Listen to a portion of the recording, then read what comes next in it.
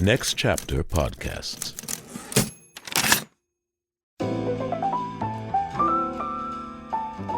Hi, I'm Michael Goodfriend, executive producer of the Play On podcast series at Next Chapter Podcasts. Aditi Brennan Kapil is a television and theater writer, director, and actor based in Los Angeles. Her recent television projects include Away on Netflix and American Gods on Stars. Her play Orange premiered at South Coast Repertory Theater. Imogen Says Nothing made its premiere at Yale Repertory Theater.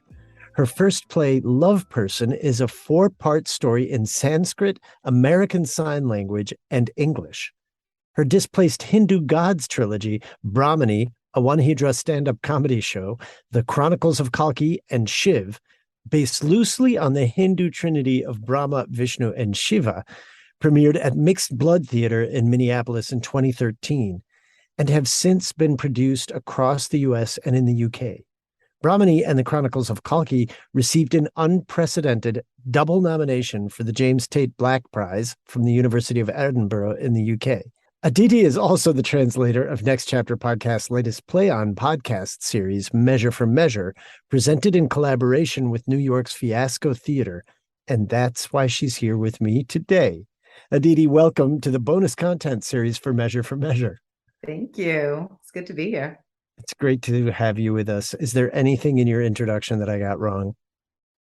I don't think so. It was exhaustive. I wanted to get the whole story in there. How did you discover Measure for Measure as a play that could be translated into a podcast series? Wow. Translated into modern English, I should say, and then a podcast series. And then its ultimate goal, a podcast series. Louis Dowdit at Play On contacted myself and my dramaturg, Liz Engelman. We enjoy working together very much, and she was wondering if the two of us would like to take on one of the plays, one of the translations. And she had a list of I can't remember how many remained. There were quite a few. Like some of them were taken, but there were at least 15, 16, 17, something like that, still on the list, available for grabbing. And Liz and I took a look at the list. And I mean, first off, I actually kind of loved the concept of it. I grew up in other countries.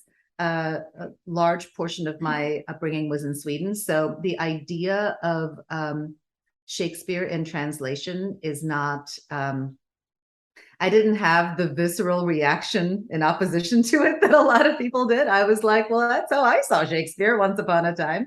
And Shakespeare in other countries is wildly popular, I think partly because people also understand it like a little more.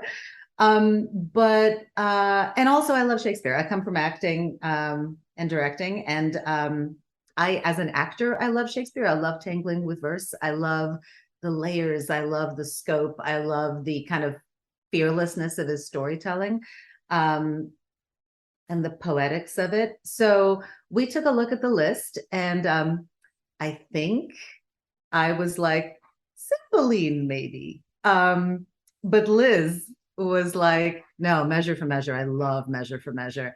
And I didn't quite remember Measure for Measure. So I reread it. And then I remembered why I didn't remember Measure for Measure. And it's because I had in my head all of these sort of tropes from the age of melodrama about what Measure for Measure was. A lot of mustache twirling, virginity threatening business. Which I think I didn't, it wasn't to me the most compelling of Shakespeare plays. It just seemed a little bit like, okay, sure, that's melodramatic. But then I reread it because Liz felt so strongly about it, and I trust Liz so much. And it was not what I had in my head from the age of melodrama. It was so much more complex, and it's so smart, and it's so tight. It's a fast play, you know. It's a play that's organized so brilliantly around a philosophical debate about morality, about leadership, about human nature and human sexuality. It's current. Everything that I had sort of assumed and that I sort of shoved it aside as maybe not my favorite Shakespeare play was just wrong. So I called Liz and I was like, yeah, I'm on board for Measure, totally. So that's how I made my way to the play on version of it. Then ensued 3+ years of agonizing over every syllable, and making sure we understood the play as profoundly as we felt we needed to in order to honestly translate it and truthfully translate it and translate it for a contemporary audience in a way that fully respects the craft. I mean, the master craftsman who created it for his contemporary audience, that respects the comedy, that respects the intellectual rigor of the debates embedded in it. And then we completed our task, and you guys said, hey, let's make a podcast. And then came another layer of adaptation, which has actually been fascinating. And it was really, really like a delight and my good fortune to be able to rope in Fiasco Theater, because we have had a sort of, we're on opposite coasts, but we've had kind of a creative conversation ever since they did a workshop production of my play Imogen Says Nothing, which is also a Shakespearean riff, because I do enjoy Shakespeare. And I enjoy them. I enjoy their actor-centric way of working. So the fact that they were willing to come on board and Jesse was willing to direct it is just like the best. That makes me super happy.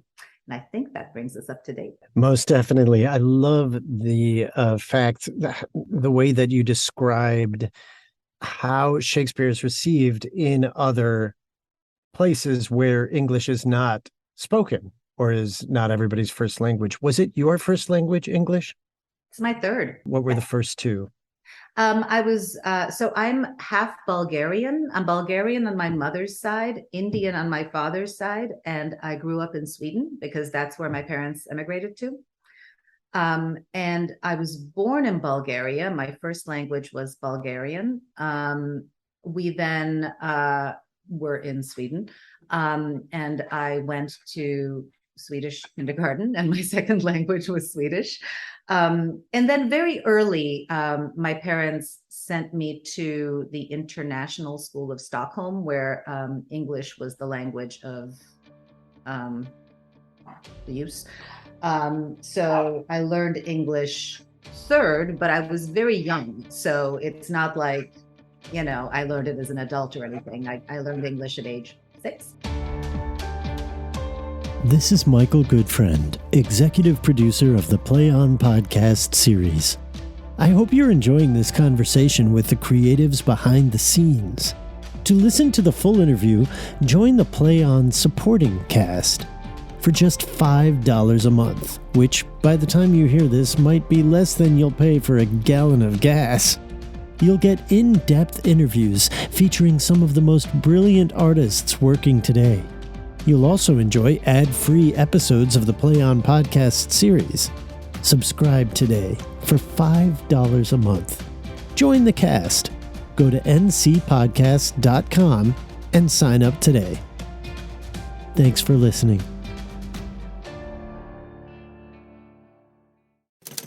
Next Chapter Podcasts.